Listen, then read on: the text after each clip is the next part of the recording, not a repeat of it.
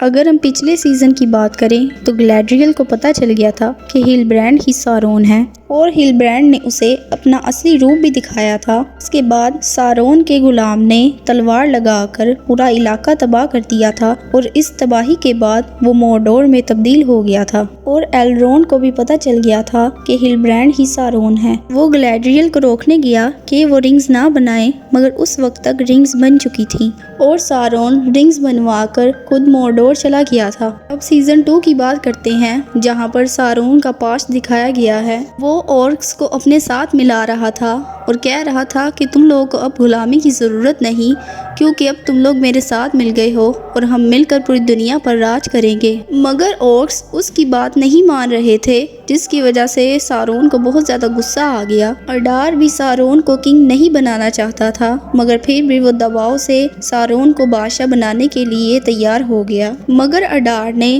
غداری سے اسی تاج کو سارون کے سر پر مار کر اسے زخمی کر دیا، جس کی وجہ سے سب اورک بہت خوش ہو گئے، کیونکہ وہ اس کی غلامی نہیں کرنا چاہتے تھے اور سب اورکس نے مل کر اسے مار دیا۔ مرنے کے بعد سارون میں سے ایک روشنی نکلی، جس کی وجہ سے سب جگہ برفانی بن گئی۔ اس پاور کی وجہ سے اڈار اور سب اورکس بے ہوش ہو گئے تھے۔ جب وہ اٹھے تو انہوں نے دیکھا کہ سارون کے وہاں پر صرف کپڑے تھے اور سارون وہاں سے غائب تھا۔ سارون جو کہ ایک ڈیمن تھا، وہ خون میں تبدیل ہو کر ایک نیچے غار میں چلا گیا۔ وہ غار سے ایک ڈیمن کی شکل میں نکلا، کیونکہ وہ ایک جسم تلاش کر رہا تھا۔ قریب سے ایک عورت جا رہی تھی تو وہ اس عورت کی گاڑی کے ساتھ چپک گیا۔ سارون اس بوڑھی عورت کا وجود حاصل کر کے دوبارہ سے انسانی شکل میں آ گیا۔ وہ جنگل سے جا رہا تھا تو ایک آدمی نے اس سے پوچھا کہ تم وہاں کیوں جا رہے ہو؟ وہاں اورکس نے سب کچھ تباہ کر دیا ہے، تم ہمارے ساتھ چلو۔ مگر سارون اس کے لاکٹ کی طرف دیکھ رہا تھا۔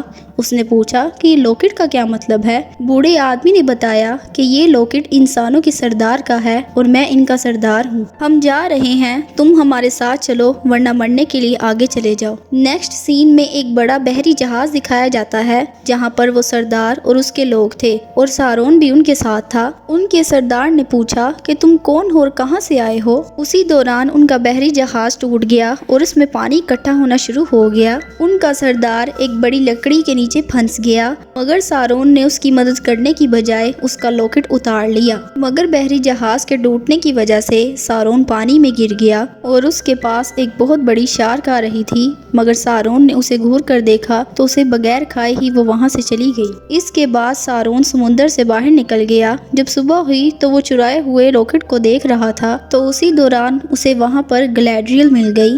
یہاں تک سارون کی کہانی تھی، جو کہ پچھلے سیزن میں دکھائی گئی تھی۔ کٹ کر کے پریزنٹ دکھایا جاتا ہے، جہاں گلیڈریل ایلروند کے پیچھے بھاگ رہی تھی، کیونکہ وہ بنائی ہوئی رنگز کو کنگ کے پاس لے کر جا رہا تھا۔ گلیڈریل غصے سے ایلروند کے پاس گئی، مگر اس وقت تک ایلروند کنگ کو رنگز دے چکا تھا۔ کنگ نے کہا کہ تم نے یہ رنگز میری اجازت کے بغیر بنائی ہی کیوں؟ میں چاہوں تو تمہیں ابھی یہاں سے نکال سکتا ہوں، اور مجھے یہ بتاؤ کہ ہلبرینڈ کہاں ہے؟ گلیڈریل نے بتایا کہ اس کا نام ہلبرینڈ نہیں، بلکہ وہ خود ہی سارون ہے۔ اس نے ہم سب سے جھوٹ بولا اور دھوکے سے رنگز بھی بنوا لی۔ اب ہمیں ان رنگز کو تباہ کر دینا چاہیے۔ کنگ ایلروند سے رنگز مانگتا ہے، مگر ایلروند میں ایک لالچ آ جاتی ہے اور وہ ان رنگز کو لے کر پانی میں چھلانگ لگا دیتا ہے۔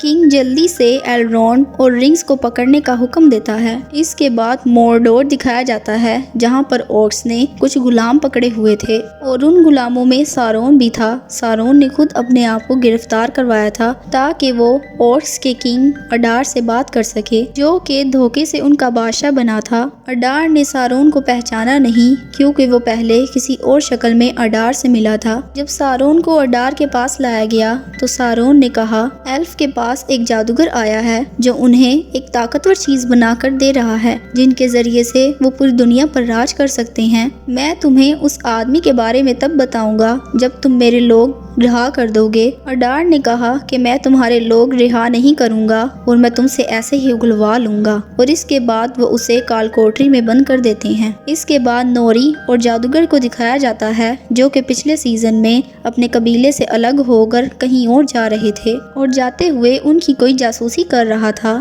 وہ دونوں 10 دن سے ایک ہی جگہ پر گول گول گھومتے جا رہے تھے اور ان کے پاس کھانا بھی ختم ہو گیا تھا۔ رات کو جب وہ بیٹھے ہوئے تھے تو انہیں کسی کے چلنے کی आवाज आई तो उन्होंने डर से वो आग बंद कर दी। दूसरी तरफ अडार के गुलाम सारोन को मार रहे थे क्योंकि वो उस जादूगर का नाम नहीं बता रहा था। इसके बाद एल्फ की एक बंदरगाह दिखाई जाती है जहाँ पर नया कैरेक्टर इंट्रोड्यूस करवाया गया जिसका नाम सरदान था। सरदान रात को छुपकर किसी से मिलने आया तो देखा वो एलरोंड था। सरदान ने पूछा कि तुम मेरे पास क्या करने आए हो, क्या तुम मुझसे कुछ छिपा रहे हो। दूसरी तरफ एल्फ के किंग दूसरे किंग्स को पैगाम भेज रहे थे कि हिलब्रांड ही सारोन है। उसी दौरान एक सिपाही ने आकर कहा कि हमें एलरोंड का पता चल गया है कि वो कहाँ है, और एलरोंड ने रिंग्स सरदान को दे दी और सरदान को रिंग्स के बारे में सब कुछ बता दिया। सरदान ने कहा कि मैं रिंग्स को जरूर तबाह कर दूंगा। इसके बाद गैladriel और किंग ने एलरोंड को ढूंढ लिया, मगर गैladriel ने कहा कि मैं एलरोंड से बात करती हूँ, आप बाहर ही खड़े रहें। अंदर जाकर गैladriel ने एलरोंड से कहा कि वो रिंग्स हम सब के लिए तबाही है, वो रिंग्स किंग को दे दो, वो उन रिंग्स को तबाह कर देंगे। एलरोंड ने बताया कि वो रिंग्स मैंने किसी और को दे दी हैं और वो उसे तबाह करने चला गया है। गैladriel ने देखा कि सरदान बोट में बैठकर रिंग्स को लेकर जा रहा था। दूसरी तरफ नोरी और जादूगर को लगा कि हमारा कोई पीछा कर रहा है, तो उन्होंने कपड़ा डालकर उसे पकड़ लिया तो पता चला वो पोपी थी। रात को जब वो खाना खा रहे थे तो पोपी ने बताया कि मैं तुम लोगों के लिए नक्शा लेकर आई हूँ जो कि तुम लोग पीछे ही भूल गए थे। अगली सुबह वो नक्शे के जरिए से रूम पहुंच गए और अभी भी कोई उनका पीछा कर रहा था। दूसरी तरफ सरदान रिंग्स को पानी में फेंकने लगा था, मगर उसके दिल में लालच आ गई और उसने रिंग्स को नहीं फेंका। जब सारोन बेहोशी से उठा तो उसने देखा कि अडार उसके पास बैठा हुआ है और अडार ने कहा कि मैंने तुम्हारे लोग रिहा कर दिए हैं और अब मुझे उस जादूगर के बारे में बताओ। सारोन ने कहा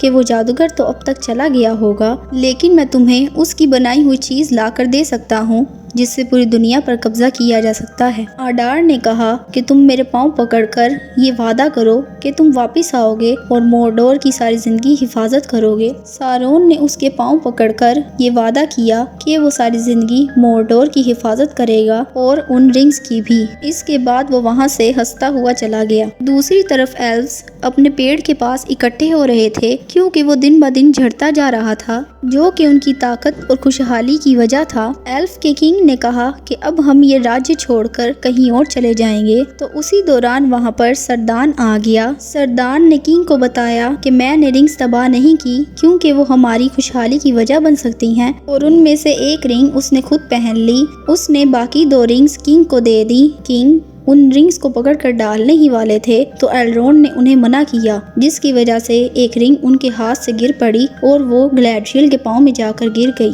गैladriel ने रिंग उठाकर पहन ली और दूसरी तरफ किंग ने भी तीसरी रिंग पहन ली। उन तीनों के रिंग्स पहनने की वजह से हर तरफ रोशनी ही रोशनी हो गई और उनका मुरझाया हुआ पेड़ दोबारा से रोशन हो गया। उनके शहर की ताकत भी वापस आ गई। इस तरह उन्हें पता चल गया कि यहाँ की खुशहाली इन 3 रिंग्स की वजह से है। इसके बाद भट्टी का काम दोबारा से शुरू कर दिया गया और कैलिब्रिम्बोर को आकर एक लड़की ने बताया कि एक आदमी आपसे मिलने आया है, आप बाहर आकर उससे मिल लें। जब कैलिब्रिम्बोर ने बाहर आकर देखा तो वो सारोन था।